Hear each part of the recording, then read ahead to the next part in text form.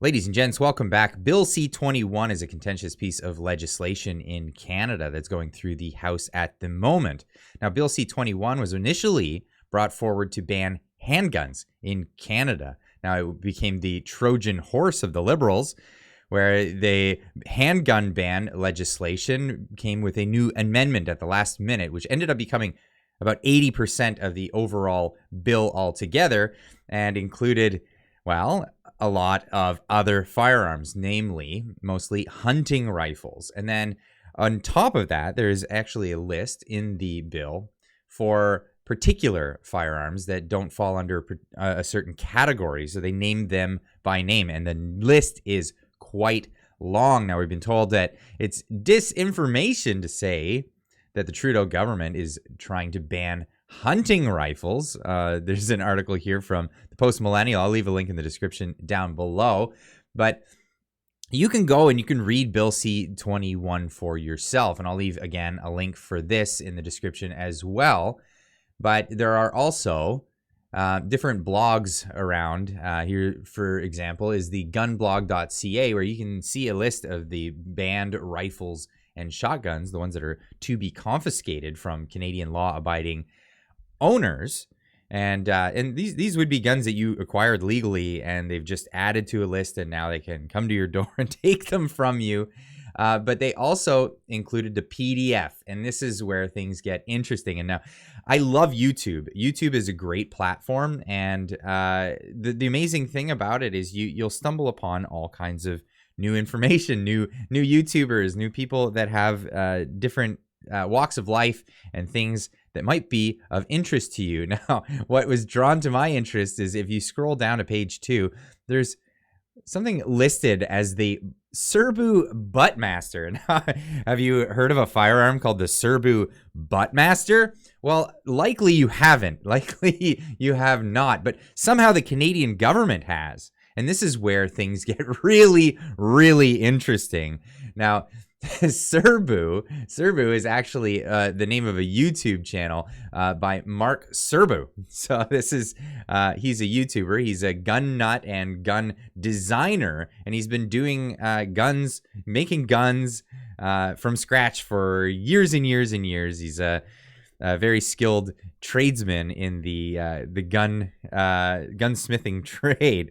And I recommend, again, links in the description down below. Go check out his channel. Fantastic stuff. But he had this interesting video about the Butt-Master only 5 days ago. And what was the Butt-Master? Well, the Butt-Master is a firearm that, well, it's in the name, was designed with one purpose: to be concealed in one's butt.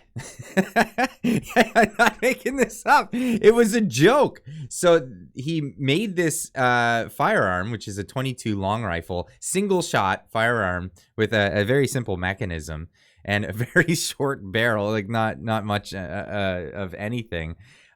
Made this as a joke. Proof of concept that he could do this over 20 years ago now. Now, in the video, he goes on to explain or to demonstrate how it works and what it was, and there's only one of them. And what's very interesting is how the government of Canada even found out about it. Now, in the United States, apparently, and you may know this better than I do, if you design and invent a firearm, you have to register it, and that's a thing that you have to do legally, and that's something that's required of you. So this gun was registered, but it's a one-off, and it's made the list of Canadian banned firearms in the new Bill C-21, as if this is supposed to be some manufactured firearm. This is how ridiculous the Liberal government is going to blanket ban anything that they possibly can, and this kind of adds to that narrative, or to that sentiment here. Now we'll listen to what he has to say about it here, Mr. Mark Serbu himself. It's pretty simple here. Now, what's kind of funny as hell is this official Canadian documentation, this official list of banned firearms. And here is the Serbu Butt-Master mentioned by name. And that's freaking hilarious. It's hilarious at first, and then I thought, now wait a minute. Here's a gun I made one of as a joke, if you can't tell by the name, 25 years ago. I made it in May of, here it is. It didn't go anywhere, it didn't get sold, didn't transfer out. It's been here in my possession for 25 years and 7 months. So it kind of begs the question, how the hell does the Canadian government know about it? Now that's weird. At first it's like, oh yeah, all funny, but then wait a minute. It didn't transfer, we didn't advertise it. I mean, it was on our website. Like if you go to the Wayback Machine, look at my website from 20-something years ago, it was just shown as a pen gun. It didn't really say it was the Butt-Master, but I mean, some people knew about it, you know, my friends and a small group of Knob Creek type people, but definitely didn't get international notice. It wasn't involved in any of my stunts or anything, you know, and fire it out of an airplane or anything like that.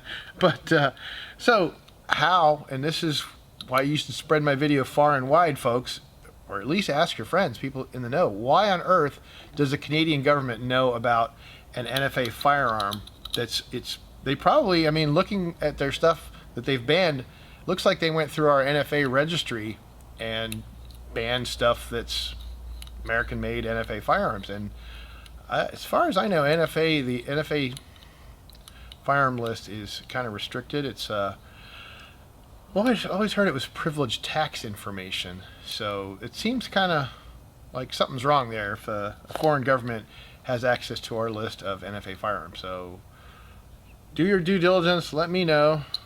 See what the hell, or what do you think? Let me know in the comments. How on earth does Canada know about our NFA firearms? Anyway, I'm talking way too much about that. So okay, well, I'll leave a link in the description down below. You can check out the video in its entirety. But this is where we sit here in Canada.